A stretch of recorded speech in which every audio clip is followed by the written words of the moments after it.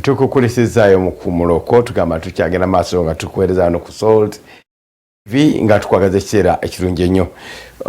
Ekisibo kikyagenda maaso era tugamba tugenda maaso osiiba ate nga tugamba nti program ezikukwatako ezikukyusa gwe ng'omuntu emisingi gitabuse kati.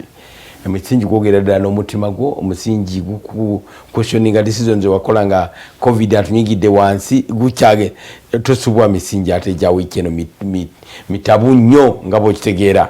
Akalulu katabuse ne akalulu tekatwawula tukyali ba Luganda constituencies ziri eyo abantu batabuse bano boyogerera bino ano bagamba bati mubere bakakamu akalulu kagenda kugwa tukalanga tukyali ba na Uganda era nga tukolera wamu ate mweramu abagamba nze sironda mwe musinga okuswaza akabagenda akalulu kagenda okugwa nga abantu milioni nga 7 tekate balonze nga wangu dafunye milioni 5 nga batalonze beba wangu da akalulu.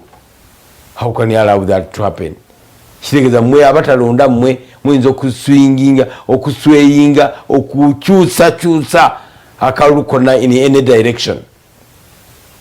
Singana liwakuda mukwesibwa kuba president abena ndibadde nsinga okwesibako the non-voting kyokati nga bagenda ne beewandiisa okimanye ekyo fedde obudde bwe butukwata bagenda ne beewandiisa ng'abalonzi tetubala batewandiisiza naye bagenda ne beewandiisa ng'abalonzi election day bwetuuka and they don't vote. Kati nga ku mulundi guno tugenda kulonda mu ngeri eri scientific so waawo kitegeeza nti bw'osimba layini walina okubaawo spacing process ya sanitization process yaki kati bwe zinaakoona saawa za kafyu bagenda kola paka saawa 3 ez'ekiro obeera bagenda kuggalawo nga kafyu kyalinayo paka January. Nibanage COVID yaja kututa tumalawo sikubati ate nekisinga okweralikiriza people don't believe nti abana abantu abafa COVID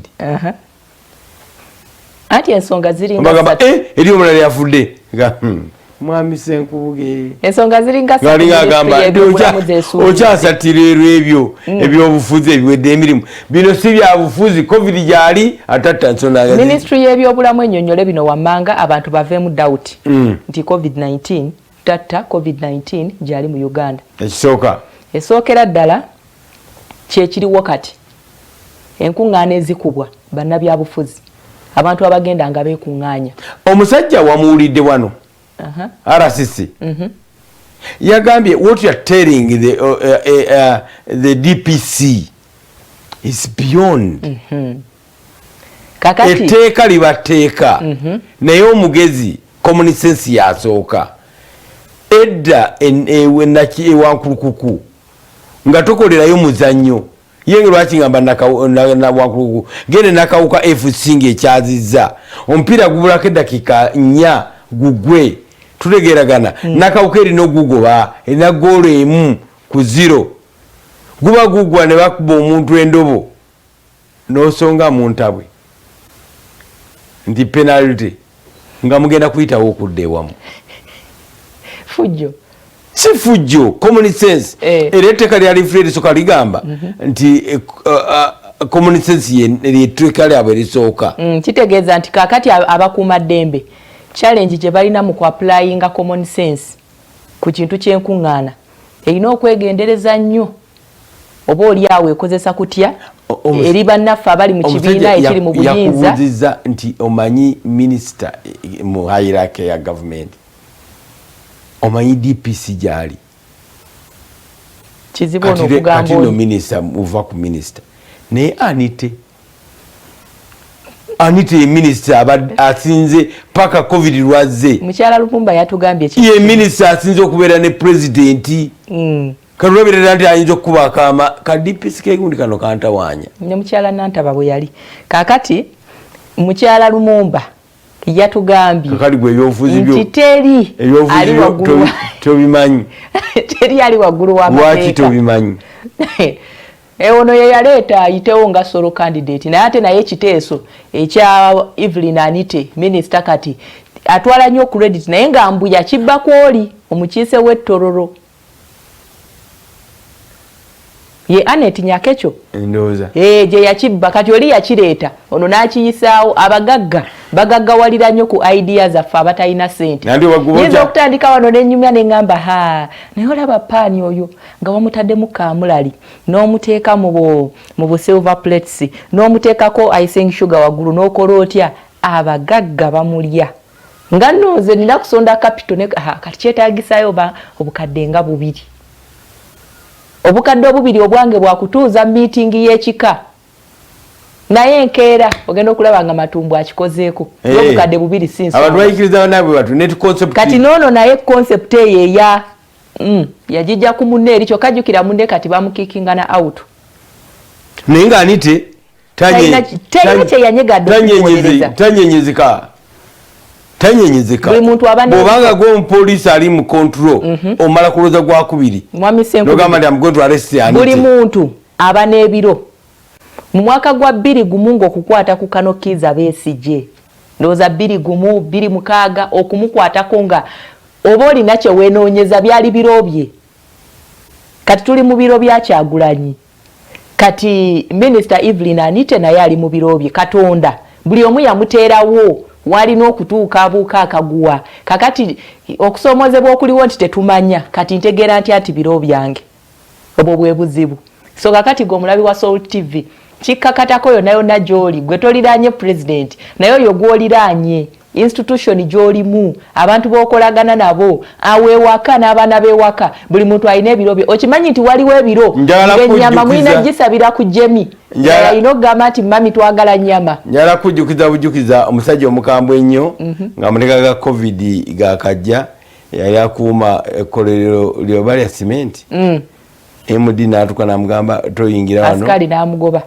Tolina kino nsi lya sementi lyalina akakwate ku naitiru lyangoye wamana lyali lyangoye togenda kuyingira bannange nze MD wano nti amateeka gagamba bwega nagamba kale sebo naddayo n'agigula n'ajambala olwayingira department yonna n'agigoba. Ulite banne buzibu bwawerere oli DPC ne RPC ne bamugoberako anti kakati common sense ompa musajja oyo akantu ako kakawunzi nga ngenda kuleeta Dr. Sam bakama baffe oba abakulira institutions ez'enjawulo oba kale abalina obuyinza obwenkomeredde ebiseera ebimu naye kibakakatako okuwulirizanga abantu bangi nnyo ababaliraanye ababawa amagezi amafune mufiirwa abantu be mwandibadde mukozesanga b'amaanyi ng'omuntu akyali mu service naye olw'okuba nti waliyo agambye daddi kino kiriwo ekiti noga oyo agende si kyayagala kyova olaba nti emirimu egimu tegikulaakulana kubanga mu buli institution mubaamu abantu bwe batyo. Kyambadde Lawrence Buweekula North Mubende District ensonga yo yendeese tukubuzizaako nnyo oyo omukozi munaffe ddala munamawulire tendeke ageyo naye agatuwa tenga alimu omunnyo nago mukyuga alimu omunnyo. Yes. Genda maaso. Dr. Sam nayamba atukolera ekyokunywa kya Mukama nayamba nga kino kigula nusu 10 lwokka olwa Uganda. Okukifuna kugenda ku dduuka eri kuli okumpi oba supermarket yonna ekuliraanye. Bw'okinywa kiyambako obutofaali bw'omubiri gwo okufuna amaanyi okulwanyisa ebirwadde. Birwadde buyinza okuba buno obulwadde obugenda okukuba ku buliri oba si kyo just endabikayo olususu lw'okubanga lulabika bulungi. Manyi n'ebitulumba bingi naye nga bijja ne birumba physical appearance yo n'olwekyo ekyokunywa kya Mukama nayamba kijja kubanga kikuyambirako ddala okubanga olususu lwerwanako n'omubiri gwonna okutwaliza awamu. Okumanya ebisingawo ojja kuba ku 03 ojja kuba ku 075 56 00 47 075 56 00 47 oba 078 17 4 16. Kakati ate bannaffe abeesimbyewo ku mitendera egy'enjawulo njogera ku bannabyabufuzi ekyo kyolabye ekya Honorable Kyambadde Lawrence ekiri ku lutimbe naye woba okyetaaga eruyirwo oba kyolaba ekya Honorable Nakiwala Kiyingi akalanga akagenda mu maaso n'okubanga katambula oba bannabyabufuzi ab'enjawulo boolaba abajja mu studios nga bakubaganya ebirowoozo mukuŋŋaanya oluvannyuma lw'amawulire ku ssaawa emu endakiika nga 10-15 bannabyabufuzi ez'akawungeezi bannabyabufuzi babeera ku Salt FM nga bagenda maaso n'okuba nga boogera ku nsonga ezitali zimu, boogera ku bye bagenda okukolera abantu, eggwanga liragawa, omukulembeze omutuufu ateekeddwa okuba nga alaba okukirako nze agenda okumulonda. N'olwekyo kuba ku nnamba zino ez'essimu basobole okuba nga bakutegeeza ebisingakaawo. Okola otya okujja mu studios eza Salt Media, okola otya obulango bw'okutambula n'ebikirakaawo. Essimu esooka ya MTN eri 0392175784 0392175784 ate ya Airtel eri 0702171717 nawe muna business essimu ezo zeyambise ojja kubanga ogendera ddala maaso n'okubanga ensonga yo nayo eggusibwa. Jjukira nti tuli munnyo gwansi ate abasajja n'abakazi basiba beegayiririra omukutu guno ogwa Salt Media nti n'oyo yenna alina ekikye ky'abaleeseemu kisobola okubanga kiraba omukisa. Wagira omulimu gwa Katonda ne Mukama Katonda n'akukola obulungi obutagambika. Okay. Tubagamba nti obudde bukedde bulungi ekibuga Robert Mutebi ajja kubanga akingiramu naye nga tannakingiramu tugamba tutulunaku olwaleero. Kano Kiza Besigye okusinziira ku gavaayo yadde tannaba ye kukyogera mu butongole galaga nti tagenda kukwata nate bendera ey'ekibiina kya FDC mu kalulu akajja ak'omwaka 2021. Agaviira ddala eri mu kibiina galaga nti Kano Kiza Besigye yalalika ekibiina kino emyaka 2 emabega. Tisiriiwo munoonye omuntu agenda okukwata bendera naye ekibiina kya FDC mbu kizenga kiteeseganya naye kimwegayirira kimwogereza asobole okudda mu kalulu kano ak'omwaka gwa 2021 naye ng'agamba nti nedda tekigenda kusoboka. Kakati bino ebifulumye olunaku olwaleero byasanguziddwa omwogezi oba assistant owa Kano Kiza Besigye era mu bigambo bye agamba nti Kano Kiza Besigye yategeeza dda ekibiina kya Forum for Democratic Change FDC kye yatandikawo nti ye tagenda kwetaba mu kalulu kano ak'omwaka guno banoonye omuntu omulala. N'olwekyo talaba nsonga lwaki bateganya Kano Kiza Besigye okubanga akomawo. Ekyebuuzibwa kaakati kyetugenda okubaganyako ebirowoozo okuva kwa Kano Kiza Besigye mu kalulu k'omwaka ogujja kulekawa opposition okutwaliza awamu. Tuvudde ku kibiina kya FDC tusukkulumyewo twagala kutunulira opposition nga oludda olwagala okusiguukulula mwami Yoweri Kaguta Museveni basigadde mu bbanga bakyakyanke oba kutiisatiisa Kano Kiza Besigye. Omukulu Ibrahim Ssemujju agamba nti whether he stands or not it means nothing. Ssemujju oluse ayogera nga actually agambye nga amenya oba yesimbawo oba teyesimbawo tekirina kye kitegeeza. FDC teyazimbibwa ku muntu omu oba teyazimbibwa lwa muntu omu kwesimbawo kukwata bendera mu kalulu k'obwa pulezidenti naye FDC yazimbibwa ku ssemateeka era nga ssemateeka ono awa buli munnakibiina enkizo okwesimbawo bw'aba ayagadde mu kifo kyonna ekikubwako akalulu. Obuzibu bwe nnina kwe kuba nti abantu bo baagala ate structures z'ekibiina zibeere nga zitambulira ku ngeri ze baagala si bwe biri. Ekibiina kya FDC kiwa buli muntu omwaganya. Omaawo lwaki ssemateeka bamuguddeko leero? Ssemateeka oyo gwakulembeza ennyo. Tebamuguddeeko. Ani yali akwese ssemateeka oyo? Era omutandisi w'ekibiina. Kakati omutandisi w'ekibiina alina akenkizo akesowolayo. Anti kakati okwanukula bino busungu obuva mu bantu. Nawe nalabye abananyini NURP. Mwami Kibalama? Abalala. Ne banne. Abagamba mbu tebeebuuzibwako. Tebeebuuzibwako bali 300 biramba amanya getulaba ku kakiiko kaffe ffe tetugamanyi amanya agakola gatya. Politics wa Uganda aswaza. Kati weda bulijjo baliruddawa.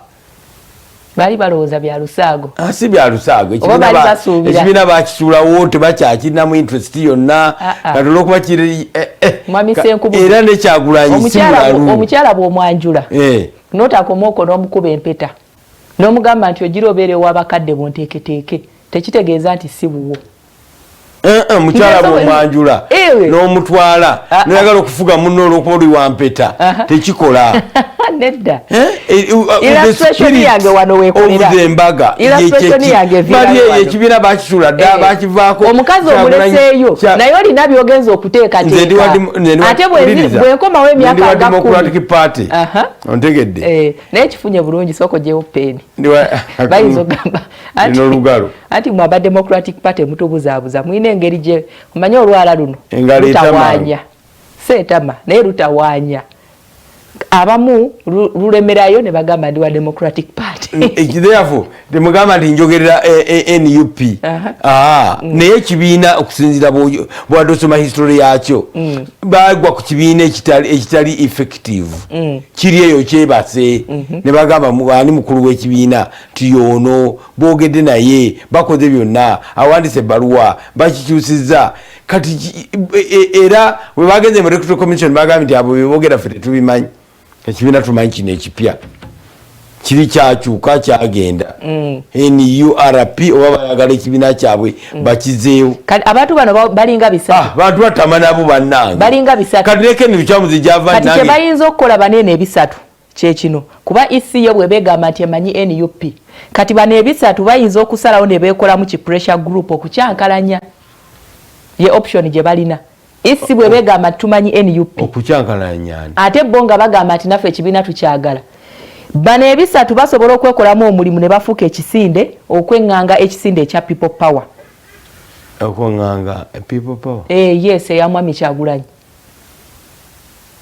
basobola okwekolamu omulimu nga bwe nabalabye baagalayo nga bwe wabalabye bwotyo baagalayo obakakadde babawe bakiveemu anti era nga olaba nti abalonzi omulonzi sawa zina alowoozaabyabufuzi alowoozaobanga sibe beetumye ng'ani abatumye era Mwami Museveni nga tugambe oba Nobert Mao oba Besigye awo waayiriza Nobert Mao nedda oba opposition abalala nga be babatumye waliwo ekintu kyetusuuliridde omanyi nabadde ndaba Omunnyo Ku Makya nendabamu nenjijukira bayinza kugamba ki fokazi zaggwayo waliwo ekintu kyetwerabidde kyetubuusizza amaaso NUP kibiina ekivuganya gavumenti mu bibiina ebivuganya gavumenti ng'ogyeko NUP waliyo ebirala bikasangwawo bikaawo kadda ebibadde byasimba emirandira byetulabanga oba oliawo ebyamaanyi ennyo kati tuyinza okutunuulya ne tulowooza nti NRM ekyokulabirako kampe ekyabano bennyini bano ebisatu singa bajja ne bakola effujjo tuyinza okulowooza nti NRM yebatumye so nga ate ne twerabira nti ne bino ebibiina ebya opposition nabyo bisigala bigamba Honorable Kyagulanyi yaani mwabiraba nga bivaayo mu mawulire nga bagamba nti ffe tetusobola muyita ebisatu byonna ebyo ebisatu nga byobiraba tebaliyo tebasobola kubula singa wabaawo akasente kati nandi kubulidde ebyo ebisatu bali mu DP bali mu NRM abamu bali mu NUP anti bwemba sikivangamu mu butongole bagenda nakwesimbawo bwemba sikivangamu mu butongole nga sinafuna kaadi bwoba dormant tukudo pana amateeka mwagasomerawa when you dormant member tuyita delegates conference tojja tuyita gundi tojja membership teri kukusaininga kiri are you active Lord Mayor yali muna kibiina kye Democratic Party yamugoba yeyegoba okudda mu FDC ne kadi ye yagamba ani yagatagera sula kadi ye yali amaze enfunda mmeka si Eriasi yennyini ebyo bibye naye kyetumanyi nti kati muna FDC yali akyakiika hati kibaba bagamba tetukumanyi tetukumanyi kyawukana kukugoye yagamba olwedde obadde mu bwenzi n'omusajja ng'oli wampeta kati ate ogenze lwaki mukozesa bakyala ag'ekyokulabirako eva nawe kyobadde kati banna ebyokulabirako byowa ate kati naffe tuleeta ebya Nobert Mao omanyi kyekubira abasogola balansinga akasawo bana twogera okuva kwa Besigye mu kalulu kalekawa opposition retired Colonel Dr. Kiza Besigye has been the main opposition candidate okuva mu 2021 yabadde ayugumya waliwo omulundi gumu gwokka lwatesimbawo that was 1996 wali omusajja whom I respect so much Paulo Kawanga Semogerere era na very happy nga ne Ssaabasajja Kabaka wa Buganda amuwadde omudali tutegeragana amuwadde ekirabo ekigamba nti oli muzira mu bannayuganda oli mwawufu ontegedde okuva ku olwo aka 1960 yadda yali yeteekateeka kati Besigye n'atandika mu 2001 he has not stopped. These are 20 years down the road. He simba 2001 ne simba 2006 2011 naja 2016 nga mumubba nga agamba bamubba kakati wagana kubuuza bwagamba olunaku olwaleero ntekalimu semujungana nagamba whether he stands or not it means nothing. What can you explain what he means by that? Nze kinsanyusa Kano Kizza Besigye okugamba nti avudde mu lwokaano ng'omuntu naye we should give respect where it is due. Yes, Semujungana lwaki ayogera bw'ati ayogeddemu bubi naye nze lwaki kinsanyusa ng'avuddemu n'agamba nti kaakati asigenda kukwata bendera ya FDC.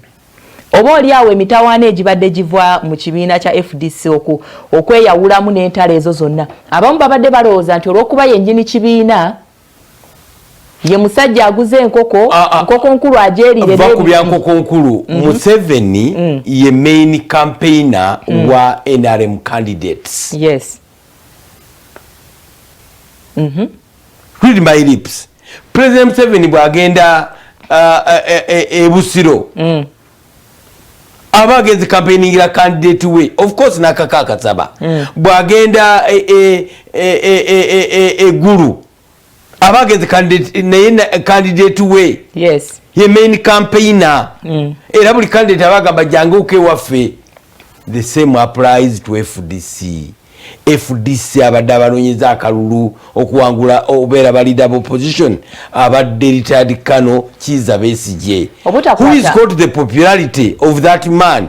Ogenda Kasese ogenda Nakawuka ogenda Busia akaronkera bidde ogenda Busitema ogenda Mbale who is marketed to that area to that capacity. Kwembadde sinzirira okugamba nti kinsanyusa kwe kuno Kano Kizza Besigye okugamba nti tagenda kukwata bendera tekitegeeza nti tagenda bakubira campaign. Essanyu lyange wawe liva Kano Kizza Besigye siyo Kano Kizza Besigye bujjaga Besigye ng'alowooza nti amanya ajja gasigaza nga si candidate ekyo ali naye aloota misana. Kano Kizza Besigye mwennyini yabaddenga azaavumirira abagenda mu buyinza ne beeremesaamu. Kati ye bw'aba yabugenze muddi anti kakati kalengera omulala nedda tannabugenda tannaba kubugenda oyagala kukozesa abali buyinza abatabuvaamu ng'okozesa ate abalina okumulanya nti obujjamu teyalayira tinambuuza nti Besigye teyalayira. Okay. Naye nga bw'okugamba nti abagenda mu buyinza beeremesaamu ate nga gwe ayagala okubugendamu weeremeseza mu kubunoonya kitegeeza nti ate bw'onaatuula ate kinaaba kirala. I'm telling you opposition kati Kano Kizza Besigye bw'aba ng'ali out emundu mugenda lwakuba muna candidate wamwe gwe mwagala yensonga lwaki temwagala balala bonna kuboogerako kati munu bwe munabijja ku Besigye nga mujja kuba mudda era bwe badde batambula bebagamba baludde nnyo mu parliament banambooze ontegedde but it doesn't work at all. Aba n'abantu opposition ebeetaaga ekikooti kyonna kakati kavuddemu kitegeeza nti opposition ey'omwaganya. Njagala okukubuuza ng'oyogera frankly speaking mpa opposition main figures 10. Besigye yabadde akulembera tuzeeko Nobert Mao lwaki nedda Nobert Mao akulembera Democratic Party nemba strong politician by Uganda unfortunately twogera ne kubamanyiddwa mu bantu abali opposition twogera kubamanyiddwa mu bantu Nobody Mau abaluddewo abakanga kakati okujja kongo bayagala ndeete mwami Biriggwa anti wa opposition ali ngamba nti bo gena maaso mpo tonampa what you are saying nti opposition has got one person mwami Besigye nze bangambe mbamenyi mwami Besigye bwava mu kukwata bendera kati kandete ekyokulabirako kino bwe bukya ku makya n'ogamba nti ozadde praise okuba omwana wo ogenda kumuweerera asome bulungi omwana ono buli lwaleeta report nga yakulembedde n'akulembera okuva n'atuuka mu P7 results ne zikomawo ng'afunye 4 mu senior 4 n'afuna 8 bw'atuuka mu senior 6 n'akuleetera 20 points kya buntu era omutunulira n'ogamba omwana ono singa gwali musaayi gwange nandibadde more proud than I am kati tekirimu tekisoboka ekyo tikyengezaako gamba nkuwadde bannabyabufuzi opposition kampe kino ojja kubamenya opposition Kano Kiza Besigye yabadde ng'anyeenya yabadde ng'akulembera ng'era yagiramuko bw'ati mwami Museveni n'atagalamuko kati bano bonna ab'opposition ababadde bamuwagira ababadde bagamba nti bamuwagira tewali garanti nti babadde bamuwagira 100 ku 100 bwe babeera babadde ng'obuwagizi bwabwe 99.9% kitegeeza nti this 1% eri deadly mwami Besigye bw'aba avudde mu by'okuvuganya ng'abisudde wali kitegeeza nti kyenjagala omujjukiza kitegeeza nti amaanyi ge g'abadde nago talowooza nti ajja genda nago anti kaakati mwami Mau ajja kumwebuuzaako ng'akimanyi gwe yeebuuzaako tagenda kukola ki kumuvuganya Mugisha muntu ajja amwebuuzaako takoze eki olaba jabiri bitandisali oba tayagala nakuwuliza byabufuzi anti kyekugamba somehow we become dormant and we become irrelevant somehow Jaberi Bidandisali was a politician buli muntu gwalowoozaako jaddukira gye yeebuuza olaba Luhaji Nassantege Sebagala somehow people do no longer understand wawagwa bw'oyogera ba opposition leaders ba Uganda nze bakulemi wayogedde omu anti tunulira abasobola okuvuganya mu kalulu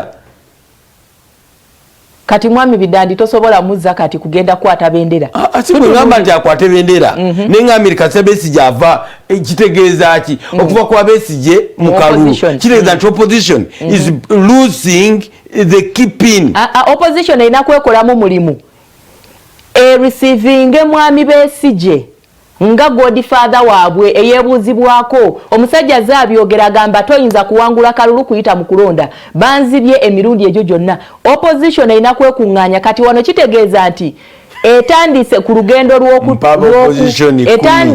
ku lugendo olw'okutuukiriza ekigendererwa kyayo ekyokuwaayani single candidate kyenavudde mbuuza fedde opposition 10 abali main kumulaga nti theory ye eyababaddewo nnyo bwetandika okukola tubajjeyo Uganda ejja kusigala nga terina opposition kubanga bagamba opposition 10 olowooza Kiza Besigye abadde yesimbayo emirundi 4 olowooza Nandala Mafaabi omanyi emirundi gyabadde mu parliament olowooza Latif Sebagala olowooza Nambooze olowooza Segona ontegedde ab'opposition oto njagala tusonge ku bano nga tamanyiddwa mu constituency ye yekka nga kubaka kati ne nature y'akalulu kati bano bonna beggwambe they are national Nambooze eggwanga lyonna limumanyi Latifu abadde very vocal mu parliament eggwako kyobona nti experience is the best teacher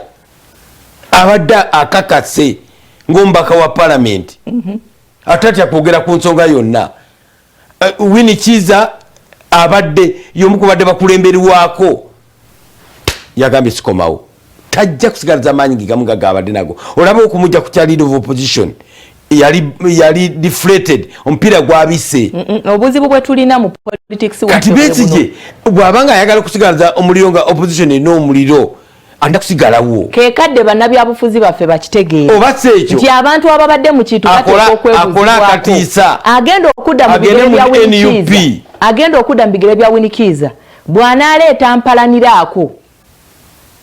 mpalaniraako talina gy'agenda kukoma kubanga kakati agenda okudda mu bigere bye yandibadde amwekukuutirizaako nnyo ye nga alina experience oba oliawo naye n'akomekkereza ng'afuuseeko akulira oludda oluvuganya gavumenti. Naye olw'okuba tulina kye tuyita akanyoomonyomo and it's everywhere mu ggwanga nti omuntu waliwo be nalaba juzi nga bagamba mbu Mwami Kyagulanyi abayimbi bakuŋŋaanyiza mu NUP be baagwa. Omuntu eyagwa yaliwa? Gwali natandise ngamba nti buli muntu aba n'ebiro. Teri muntu aba yagwa. Omuntu aba yasooka mu kintu aba kirinamu experience kirizagaana. Nti ogambye nti omuyimbi oyo yagwa singa teyayimba n'otegeera nti music mulungi wandize. Bannabyabufuzi ogamba nti kakati okatagenda yayogera of course active musician tetumusuubira ate kubanga kirina kubanga akikoze nnyo ng'ayagala to get elevated kweyongerako waggulu. Judith Babirye style yagala kugendako waggulu naye si mu kuyimba si kugwa togudde naye you want to get elevated. Geoffrey Rutaya yagudde ddi bagenda okuggalawo waliwo bali eri abalala bagenda okuggalawo covid nga alina lukunkumuli.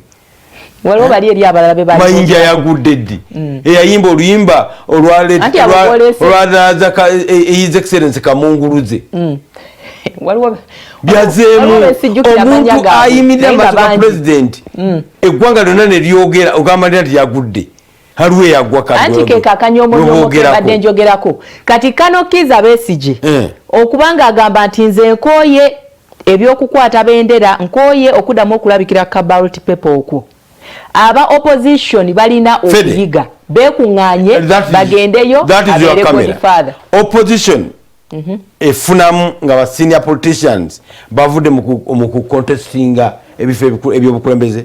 Opposition efunamu lwakuba akanyoomonyomo ke balina n'okweyagaliza mu mitima gyabwe bokka na bokka kyekibasuula tewali kirala. Tutobeeranga Eddie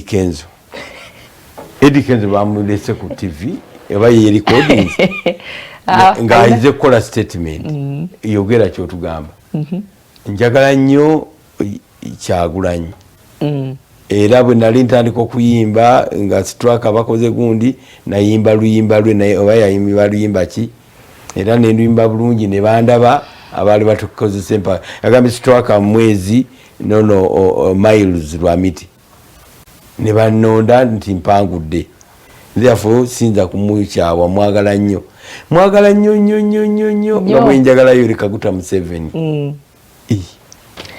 kakalisebo tutabudde. You can't eat your cake and have it. Aba opposition bafunamu bana sebo olina okukola statement endala kati nkoleyo mundi okenyinyo toyinza kutugamba nti oyagala Museveni ate ne Kyagulanyi anti opposition naye ebuzaabuza bwe twogera ku kusiguukulula Mwami Museveni kubanga bwogenda okuba akalulu it's one ballot era kukolesa bino gamba ono mwagala naye noono mwagala kale half kaba kafudde kiba kitegeeza nti ne gwenjagala alina bukwalitizi bwenkyawa ate bali abalala sibaagalira ddala. Bobi Wine amwagalanga muganda we Museveni amwagalanga omukulembeze we excuse me ensaawa twogera ku byabufuzi ebya Luganda tetusibye tuliko banaye akade ke tulimu kati kakuwa opinion yogera ndi mbulira anti tuli mukade kakuwa opinion final decision ebeera wali banandala mafabi nandala mafabi manyima kaja balatifu basegona banamboze boto bwe bagamba nti basudde tawulo is it good for opposition bafune abapya kirungi the same answer to Kiza Besigye kirungi Kiza Besigye is still needed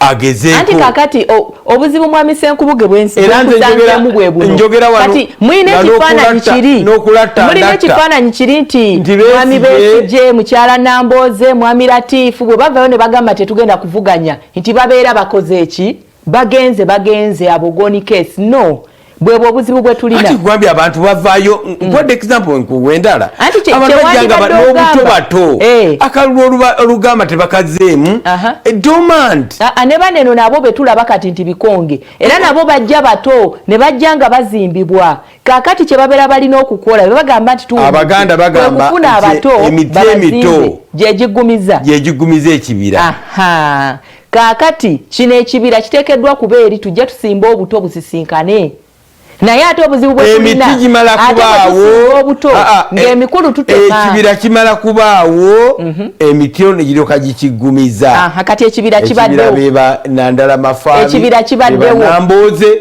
beba Segwana Robert Mutebi aliwo obulenzi nja kumusooka n'ekibuzo kyembali kyembuuziza Fede ekigamba nti nno Besigye okuva mu kalulu